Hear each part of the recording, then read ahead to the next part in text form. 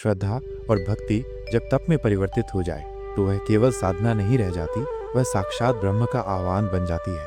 हर हर महादेव।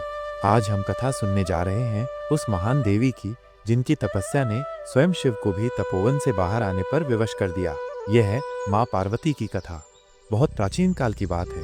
हिमालय की गोद में बसी एक दिव्य नगरी थी, मेरु पर्वत का क्षेत्र। वहाँ के अधिपति थे राजा हिमवान और उनकी धर्मपत्नी रानी मेना।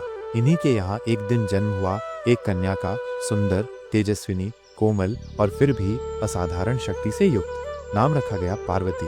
किंतु ये कोई साधारण कन्या न थी, यह स्वयं आदि शक्ति थीं, जिन्होंने शिव से पुनः मिलन के लिए मानव रूप धारण किया था। बचपन से ही पार्वती का मन वैराग्य में रमा था।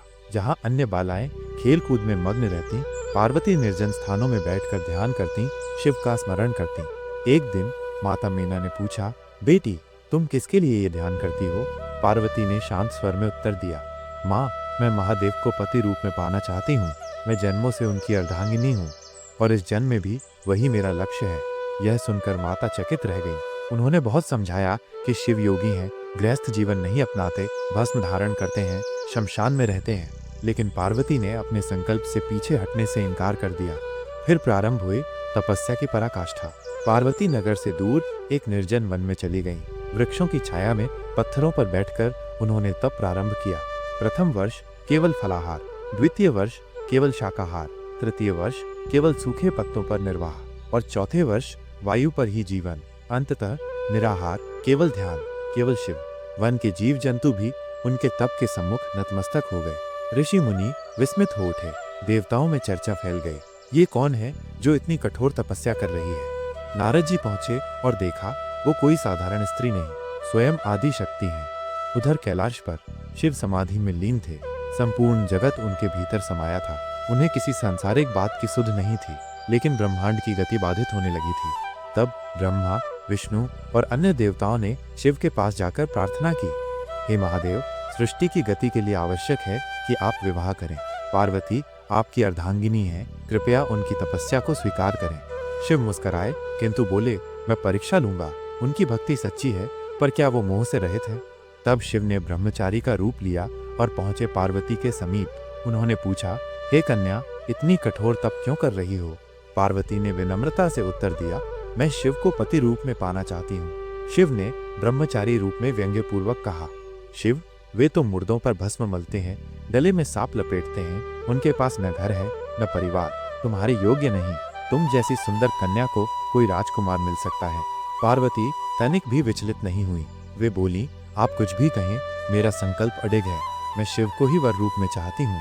उनका स्वरूप भले ही विचित्र हो, पर उनका हृदय ब्रह्म स्वरूप है। तब शिव ने अपना असली रूप प्रकट किया। उनकी जटाएं खुल गईं, त्रिनेत्र चमक उठा, मस्तक पर चंद्रमा दीप्त हुआ और शिव ने कहा, हे पार्वती, आज से तुम मेरी अर्धांगिनी हो सदा के लिए। तुम्हारा तप सफल हुआ। इस मिलन के साथ ही प्रकृति और पुरुष पुनः एक हो गए। शिव ने पार्वती से कहा, तुम्हारा यह रूप जो तप और प्रेम से परिपूर्ण है, अपराजिता कहलाएगा। तुम केवल मेरी पत्नी नहीं, मेरी शक्ति हो, मेरी चेतना हो। तुम्हारे बिना मैं केवल शून्य हूँ। हिमालय की चोटियों पर देवता एकत्र हुए। नारद जी ने मंगल गान किया। ब्रह्मा ने विवाह के मंत्र पढ़े। शिव पार्वती का यह मिलन केवल दो आत्माओं का नहीं, बल्कि तत्व और तत्व की पूर्णता थी। हे श्रोताओं, पार्वती की ये कथा केवल एक प्रेम की कहानी नहीं, यह प्रतीक है समर्पण की, तप की और अपने लक्ष्य के प्रति अडिग रहने की। शिव स्वयं अनंत हैं, पर बिना शक्ति के वे निष्क्रिय हैं, और शक्ति जब तपस्विनी बन जाती है तो स्वयं ब्रह्म भी उसके चरणों में आ जाते हैं। इसलिए जीवन में यदि प्रेम हो तो वह पार्वती जैसा हो, और यदि तप हो तो वह भी पार्वती जैसा। तभी शिव को पाया जा सकता है। आप सुन रहे थे द भक्ति लाइन, जहाँ हर कथा में समाया है ईश्वर का स्पर्श। यहाँ हम लाते हैं आपके लिए उपनिषदों की गहराइयाँ, पुराणों की प्रेरणा और भक्तों की अमर कथाएं। ऐसी कहानियाँ जो न केवल मन को छूती हैं, बल्कि आत्मा को भी जागृत करती हैं। यदि आपको ये कथा पसंद आई हो तो कृपया चैनल को सब्सक्राइब करें, वीडियो को पसंद करें और अपने विचार कमेंट में अवश्य साझा करें।